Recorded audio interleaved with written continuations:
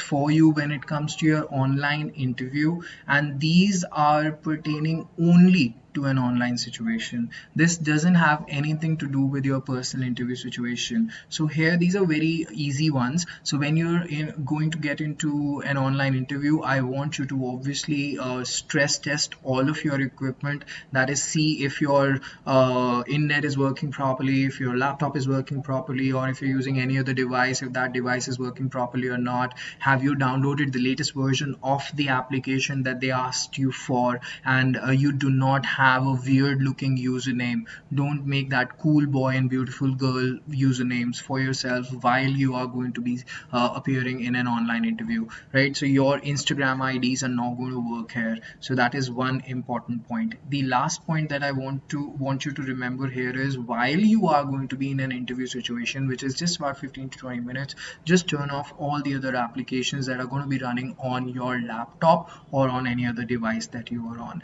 right? So it could be possible that because of the other applications, the interaction app that you're using might crash. You don't want that to happen. If that crashes, your interview crashes.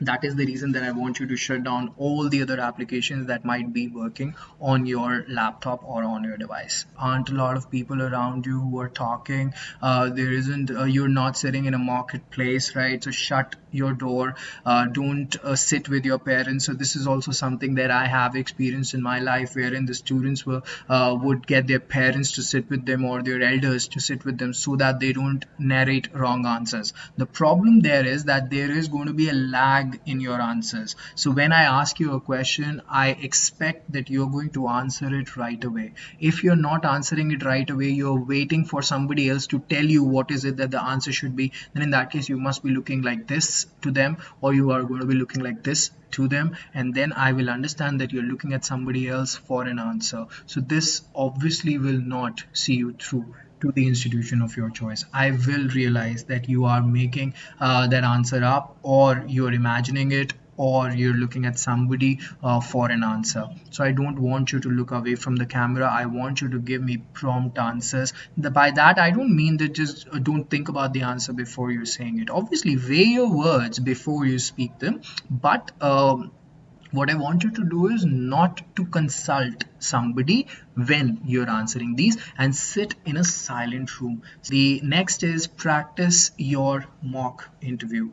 This is again very important. Unless you practice it, you will not be able to understand what are the practical problems that you might get into while you are being interviewed in a actual situation. What if you have been repeating the same answer again and again, and the interviewer says that this person does not have any other answer? What if the interviewer said your name and then you have a ready pitch for yourself wherein you always use your name first while introducing yourself? Then in that case, that is also a wrong approach.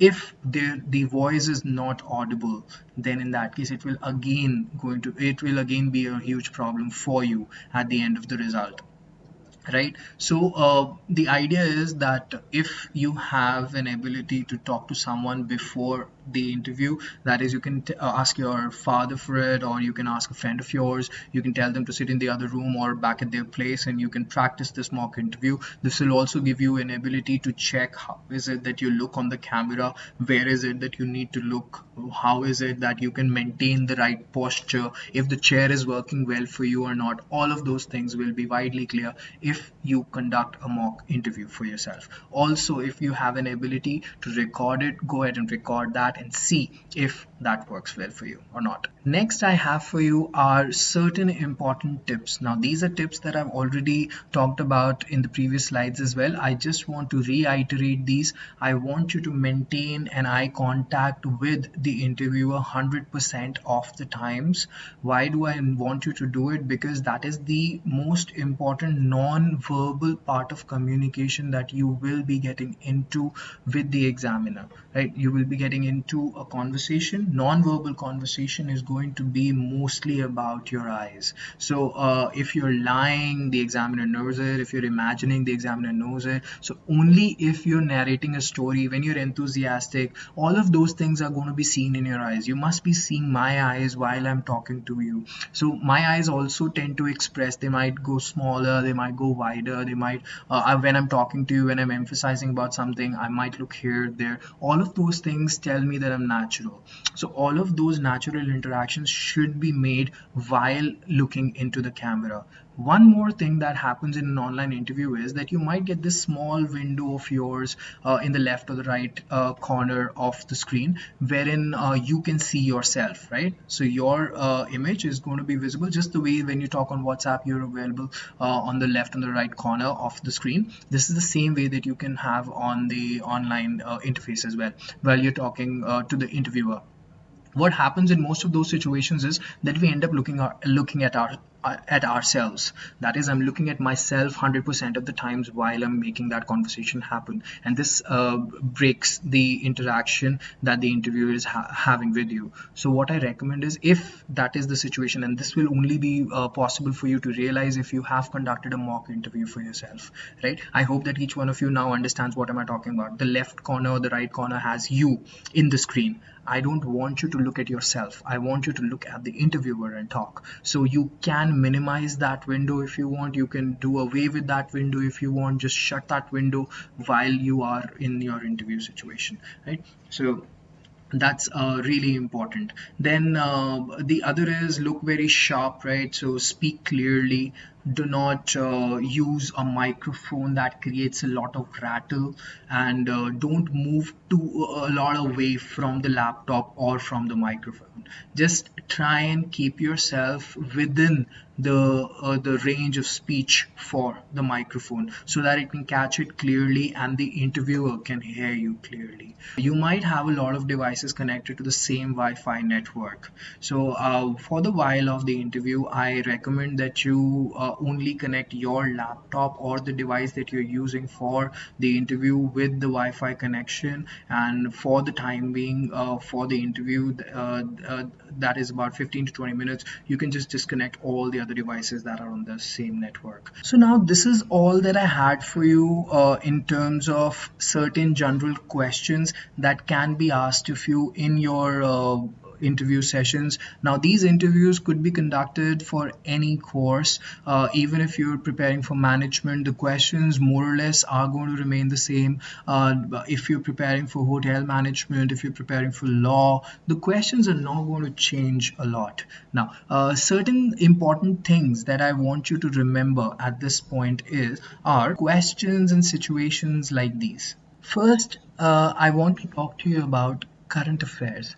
If there is a question that the examiner ends up asking you, which is contemporary in nature, which is newsworthy in nature, something that is happening today in the news or in the world, then don't feel that that person is judging you for your general knowledge. Here, you actually need to get into a conversation with the examiner. The examiner is merely trying to break ice with you. The examiner wants to see if you have the ability to talk or not. So current affairs here is not for the sake of testing your knowledge about the topic. I don't want you to tell me the definition of the topic. I want you to tell me all that you know about it and how do you think that it affects you. The examiner might directly ask you for your opinion on something. They can ask you about, say, if the examiner asks you about COVID, right? So coronavirus. So you will start talking about that this is what is the virus, this is what is the definition, this is how many people that have died. So that can be one aspect. What if you got your stats wrong? You just wanted to flaunt certain facts and you got them wrong. Then in that case, the examiner is going to feel that you're probably not prepared or you don't read the news properly.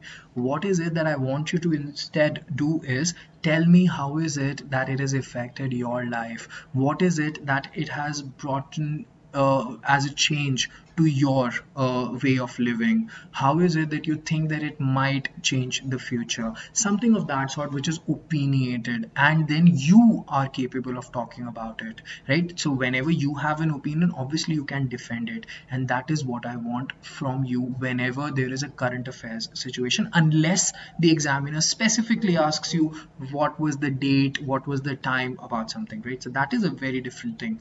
Otherwise, whenever somebody starts talking to you about a topic which is contemporary, something that is happening today, then they generally want your opinion on it in a personal interview situation. So converse about it, discuss that. Don't think that it is testing your general knowledge, right? So first important point, something that most of the students flaw on.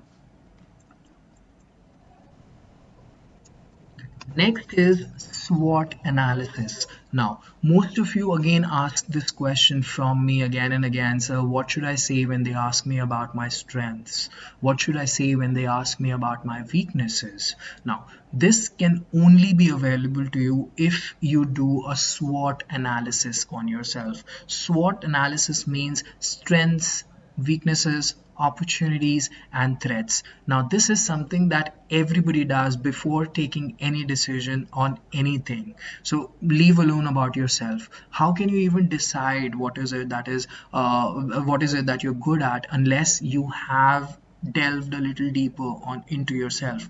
So here I want you to make a list of things that you're good at.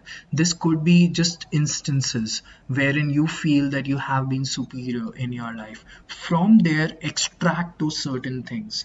During the presentation, I also talk to you about certain words that I am sure that you will have to say when it comes to your interview. Certain things that are expected of you in terms of what is it that the interviewer expects, right? So certain things that are expected of you. So here it becomes very important that you include those words in your strengths. That is one. When it comes to your weaknesses, what is it that you're supposed to say? So now these again vary from person to person. You can again think of certain instances, certain situations wherein you weren't able to be 100%, but then what is it that you did to change that situation is what is going to be the correct answer. For example, I can say that I'm somebody who pays a lot of attention to details. So I can say that I'm somebody who pays a lot of attention to details, because of which I have faced a problem in submitting my projects in time.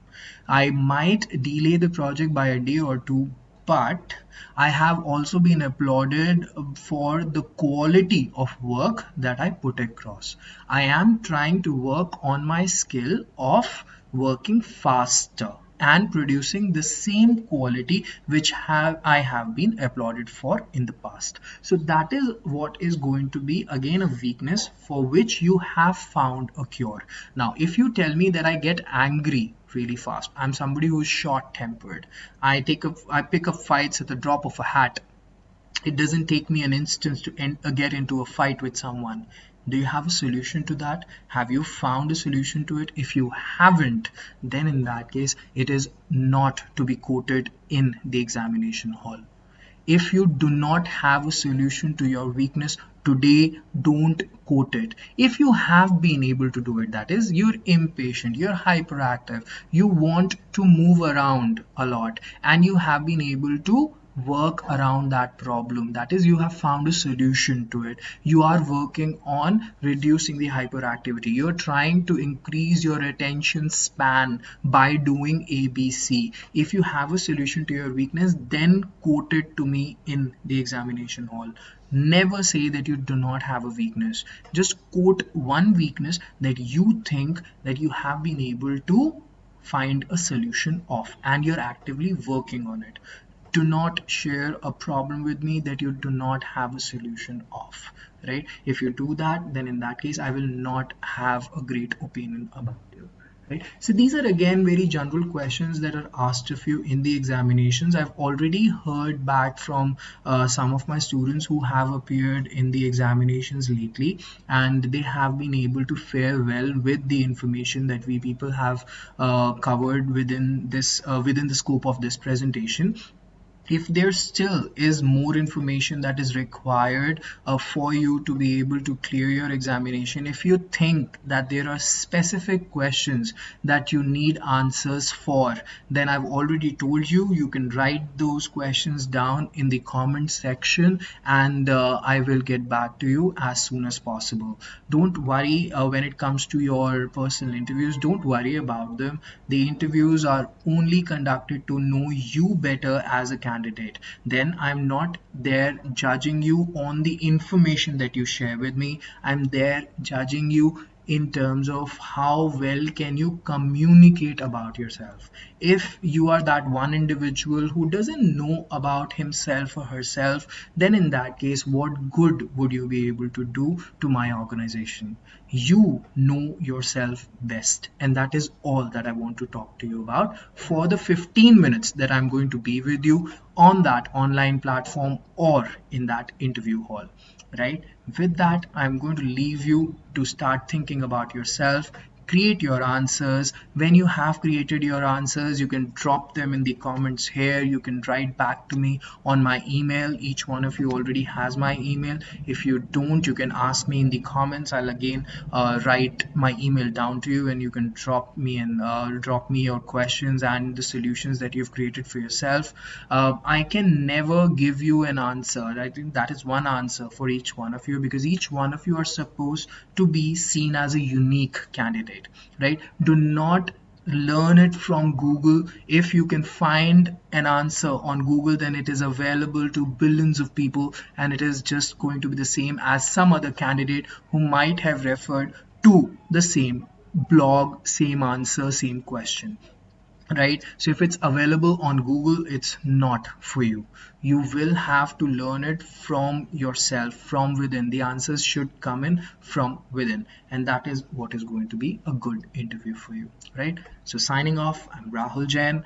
Meet you again in another interview session, or in a group discussion session, or in a communication session. Right? So we're going to talk about a lot of different things. Stay tuned on the channel. Thank you.